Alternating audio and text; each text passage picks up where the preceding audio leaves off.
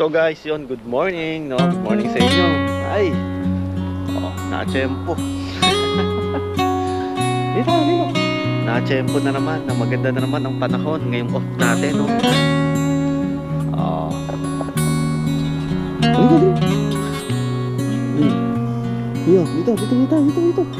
Dito. Guys, oh.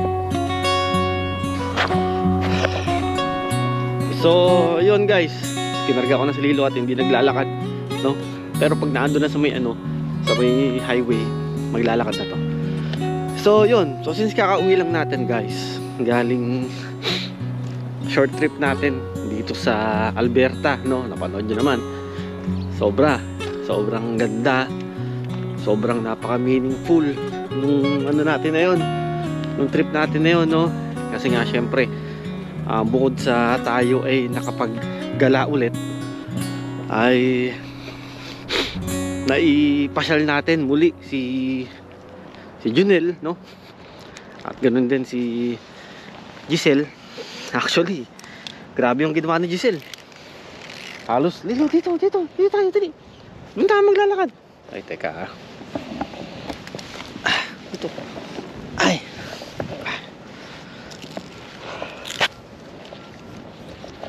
No, grabe yung ginawa ni Giselle na yun, guys.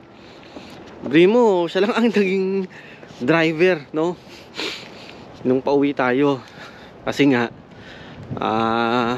iniisip niya rin na kinabukasan tayo ay may pasok, no? Kasi nga, diba, nabanggit ko sa inyo, short trip lang yun. Talagang tinaon lang natin na off tayo nung time na yun. Grabe yung ginawa niya, guys. Sobra, may 13 o 14 hours yata ang dinrive niya, no? Kasi magmula dun sa siya na nagdrive eh. Magmula dun sa punta natin sa may Waterton, no? Siya na, grabe. Siya na nagdrive, no? Kaya nga, sabi ko, hindi ko kakayanin pag gano'n. So, yun nga, no? Napaka-meaningful nung na yun, gala natin na yun, no? Talagang lahat nag-enjoy, lahat nagsaya, no? Talagang sinulit, no? Wala kaming sinayang na pagkakataon nung time na yon, nung kami ay pumasyal dyan sa may sa may Alberta. At least naranasan din nila nila Daniel, yan, nila Junel ang winter, no, dito sa may Alberta, dito sa amin, di ba? Yun nga lang, medyo kami dito dali. Ay, ayaw maglakad. Dito dali. Doon tayo mag-walk na. Ay, nako. Yun nga lang guys, medyo kulang ang ang tropa. Kasi wala hindi kumpleto mukbang gang. Wala sila Leia, sila Nick, sila Ate Monica. Mas magiging sana. Teka. Wala sila Nick, wala sila Leia, wala sila Ate Monica, no? Mas okay sana guys kung kung alam mo yun, kung kasama rin natin sila, kaso nga lang yun, may mga pasok din, no? Yun. Pero naman guys, marami pa namang pagkakataon na kami ay gagala na magkakasama. Since nga yun, pauwi nga si Junel. Medyo medyo nakakaano lang din, di ba? Medyo nakakalungkot lang kasi pansamantalang babakasyon si Junel. Hindi natin alam. Siguro ilang buwan lang naman yun, no? Pero iba kasi guys iba kasi yung guys na dito. Nasanay na tayo na andyan siya. Dito. Siyempre, kakwarto pa natin, di ba? Medyo lang yun. Dito tayo. Medyo nakakalungkot lang yung ganun. Nakakwarto natin siya tapos ilang buwan mawala. Pero siyempre happy tayo kasi makakasama naman niya yung pamilya niya, di ba? Anak niya, di ba? Kasi bilang sa OFW, talagang yun yung pinaka-tropeyo mo eh, di ba? yung makasama mo muli yung pamilya mo. Lalo dati dito, dito. Bika. Dati nung kami ay dito anak. Ano? Nung kami ay nagbabakasyon dati sa Saudi, yun talaga yung feeling na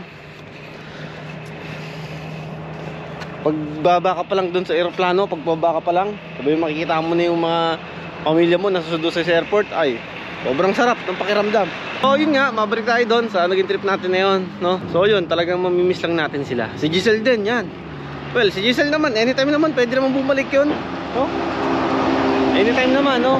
Pero sabi niya, nabanggit na siguro by May or April. Hindi natin alam, hindi natin sigurado. Ayun, muna tayo guys. Balik muna tayo at medyo wala sa mood si Lilong na gano'n, mag-walk na yun, no? So syempre yun, gusto natin magpasalamat sa inyo guys, no? Maraming salamat sa pagsubaybay sa trip namin na yun, no? Medyo nakakaiyak nga lang, pero wala naman tayong magagawa, ganoon talaga, diba? So ano na lang naman guys, buwan lang naman ang ano nun, ang paghihintay natin yung makakabalik ulit din si Junel, yan.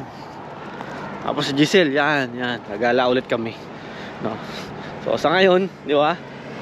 Tayo na lang muna. Focus muna sa trabaho, noon. Especially 'yon. Paano natin mas mapapabuti yung ating mga ating mga status dito. Sa ngayon kasi 'yun. Medyo kakahigpitan din kasi rito, no? Kaya hindi natin alam. Basta kami, naniniwala kami na may purpose, no? May purpose si Lord. Ba't nangyayari to? Nandito kami, no? May purpose si Lord guys. Sa atin lahat, hindi lang sa amin, hindi sa ating lahat guys, no?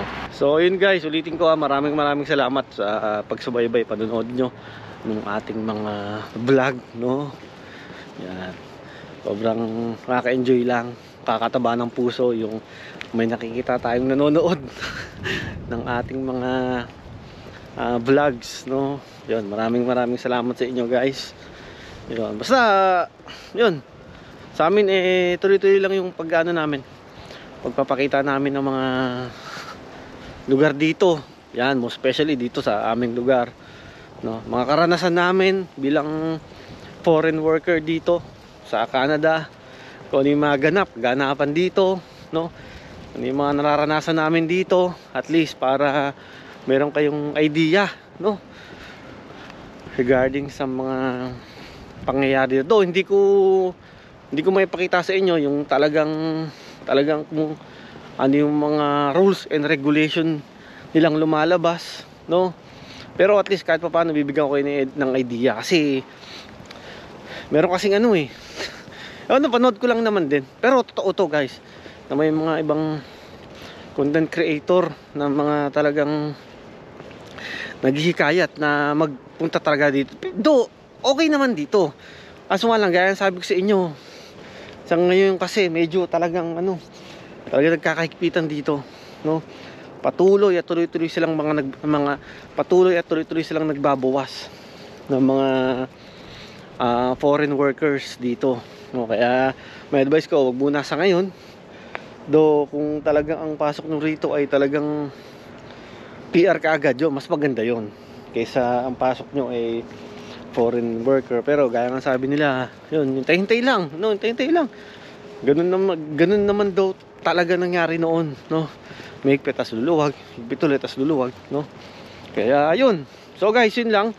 Maraming salamat ulit, yun. So mag-ingat tayong lahat, no?